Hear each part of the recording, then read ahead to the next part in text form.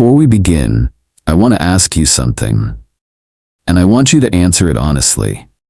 Have you ever felt disappointed with your life, even when nothing was actually wrong? Not a big tragedy, not something dramatic, just a quiet sense that things didn't turn out the way they were supposed to. Maybe you've done your best. You've worked hard, you've tried to be a good person, and yet, something still feels missing. Something still feels off. If you've ever felt that, then this is not just a video for you. This might be a mirror. Because what you're about to hear may not comfort you at first, but if you stay with it, it may quietly change the way you see your entire life. Let's begin. Part 1. The quiet war you didn't know you were fighting. Let me begin with something uncomfortable, and I want you to really sit with it for a moment. Most people are not suffering because life is hard. They are suffering because life is not what they expected. And those are not the same thing. You wake up one day and something feels off. A relationship didn't go the way you thought it would.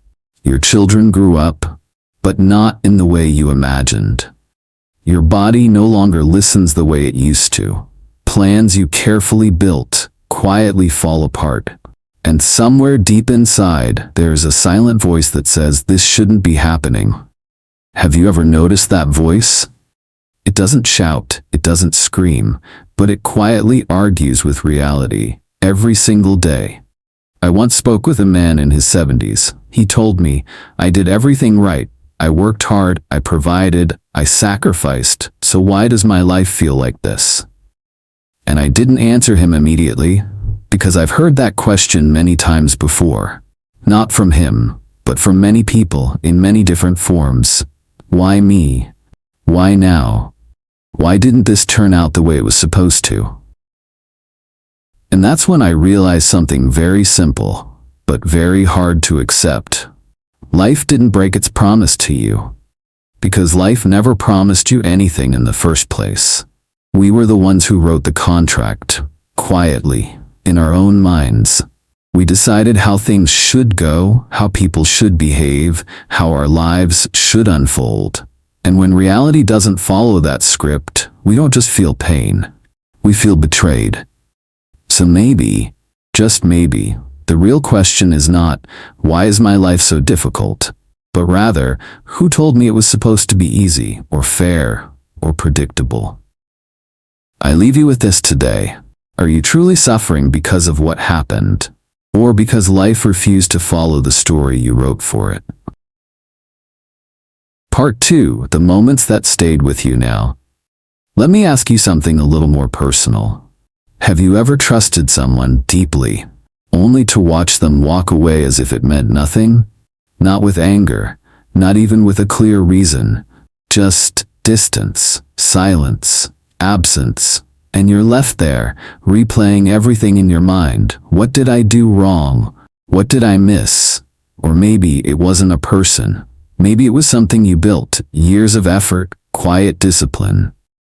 Doing the right thing, over and over again, and yet, no recognition, no appreciation, sometimes not even acknowledgement.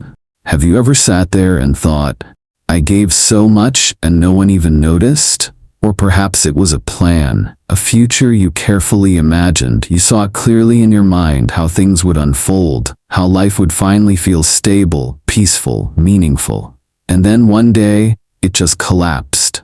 Not dramatically, not with a loud ending, but slowly, quietly, until you realized that life I was waiting for is not coming. And sometimes the hardest part isn't your own life. It's looking at someone else's, someone younger, someone less experienced, someone who didn't seem to try as hard, and yet, things just worked out for them. Have you ever felt that quiet question inside? Why does it seem easier for them? If any of this feels familiar, please know this: there is nothing wrong with you. You are not weak for feeling this way. You are not ungrateful. You are not failing at life. You are simply human, responding to a gap, between what is and what you believed should be. And that gap, that invisible space between reality and expectation, that is where suffering begins to grow. Not loudly, but slowly, quietly, over time. So let me leave you with this. When you look back at those painful moments, was it truly the event that hurt you the most, or the story your mind kept telling about how it should have been different? Part 3. The second arrow you didn't see coming now. Let me show you something most people never see. In Buddhist teaching, there is a very simple image, but it is powerful. The Buddha said, when life strikes you, it is like being hit by an arrow. That first arrow is pain, loss, illness, disappointment, a relationship ending, a plan falling apart. That part is real, and it is unavoidable. But then, something else happens. Almost immediately, without you even noticing. The mind picks up a second arrow, and this one, you aim at yourself. This shouldn't have happened. I don't deserve this. Why is my life like this? This is not how it was supposed to go. And over time, that second arrow hurts far more than the first one ever did. From a neuroscience perspective, we call this rumination. The brain loops the same thought again and again and again. Not to solve the problem, but to relive it. Each time you replay the story, the emotional pain is reactivated. The body responds as if it is happening all over again. So the event may have lasted a moment, but the suffering can last for years. In Buddhism, this is called upadana, clinging. Not just holding on to what happened, but holding on to how it should have been. Let me say this as clearly as I can. The event itself rarely has the power to hurt you for very long, but the story you build around it can stay with you for a lifetime. I once met a woman who had lost a close friend decades ago. She told me, I'm still not over it. And when we spoke more, it wasn't the loss alone that was still alive in her. It was the thought, she shouldn't have left me. That sentence was the second arrow, and she had been holding it for years. So maybe the question is not, why does this hurt so much? But rather, am I still holding the second arrow long after the first one has already passed? I leave you with this to reflect on.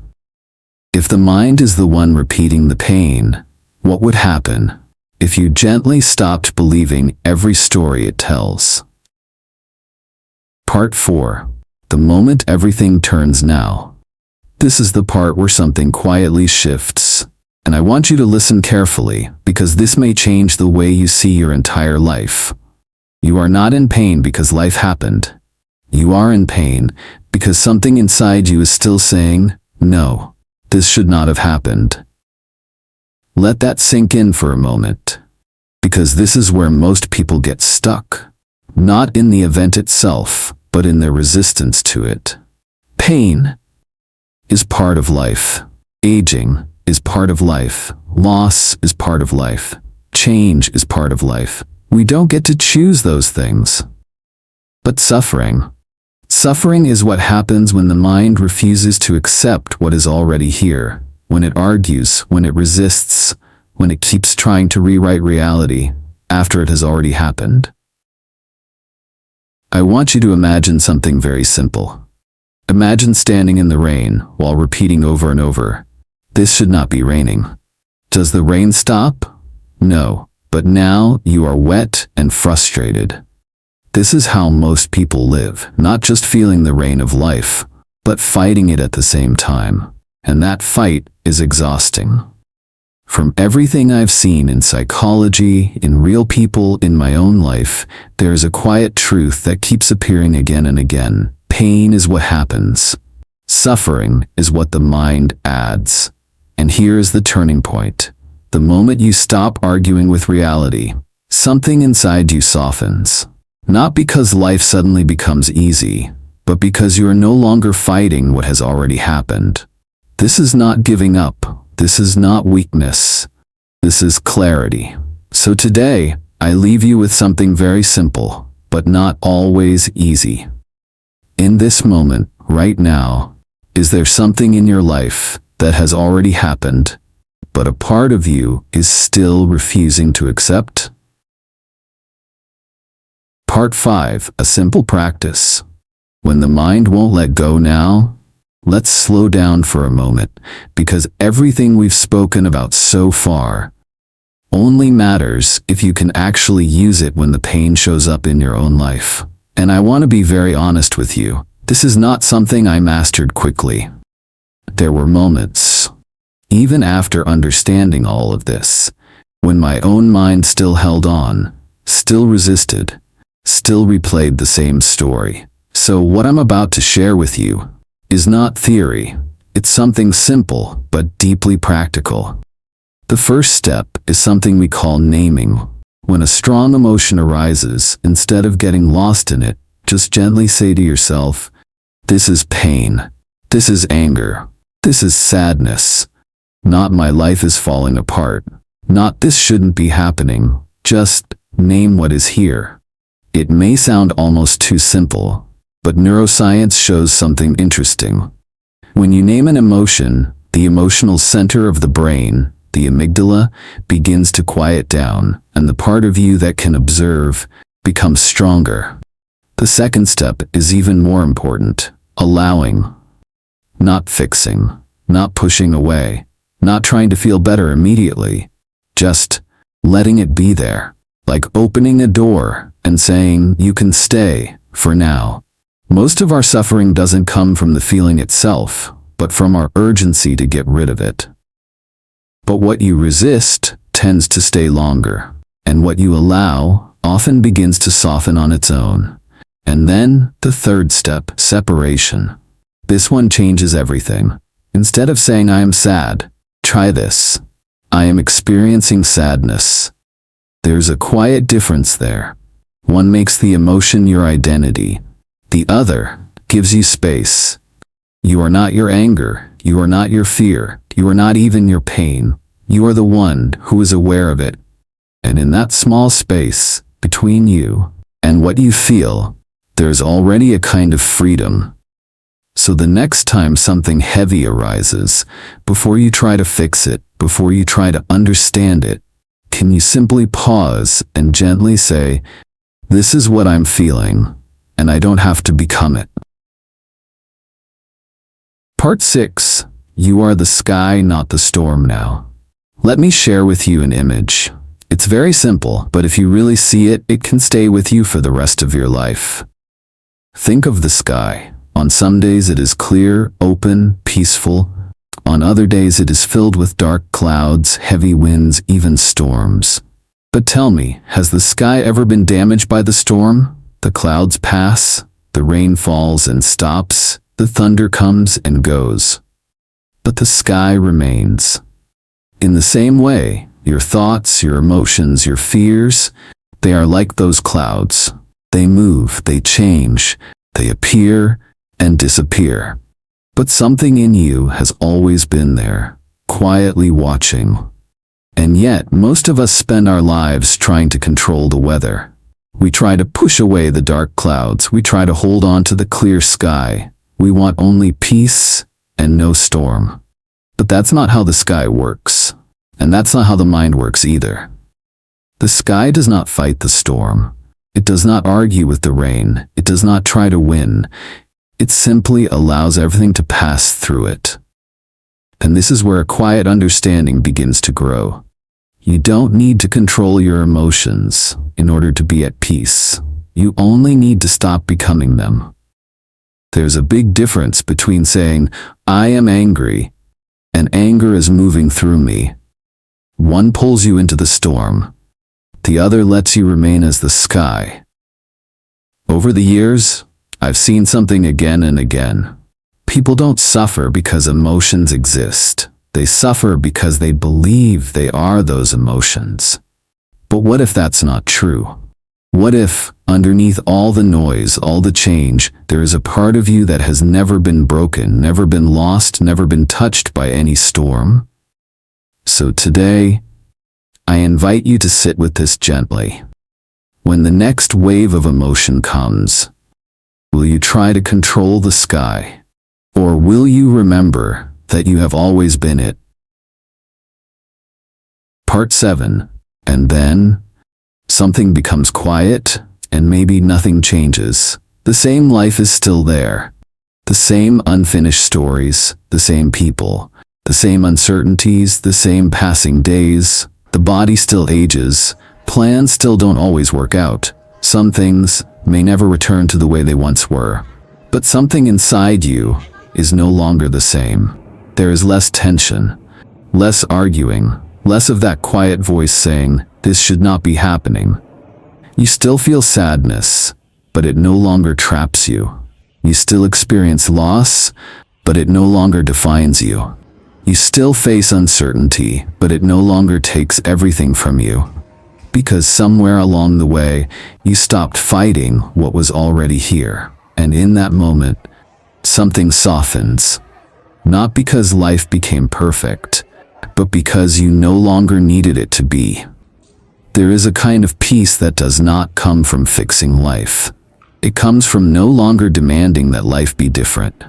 And it's very quiet, not dramatic, not overwhelming, not something you need to announce, just a small space inside where things are allowed to be as they are. Maybe this is what freedom really feels like. Not escaping life, not controlling it, not even understanding it completely, just no longer at war with it. So tonight, or whenever you find a quiet moment, you don't need to change anything. You don't need to solve anything. Just sit, breathe, and notice. If even for a moment, there's nothing you need to fight. And perhaps that is already enough. Conclusion. I once met someone who told me something I've never forgotten. He said, "I spent most of my life trying to make things right, and only later did I realize peace was never about things being right. It was about learning how to sit with what is without turning it into a struggle." Maybe that's where we are now. Not trying to change everything, just learning how to be with life a little more gently. If you've made it this far, thank you for sharing this quiet moment with me. And whenever life feels a little heavy again, you can always come back here.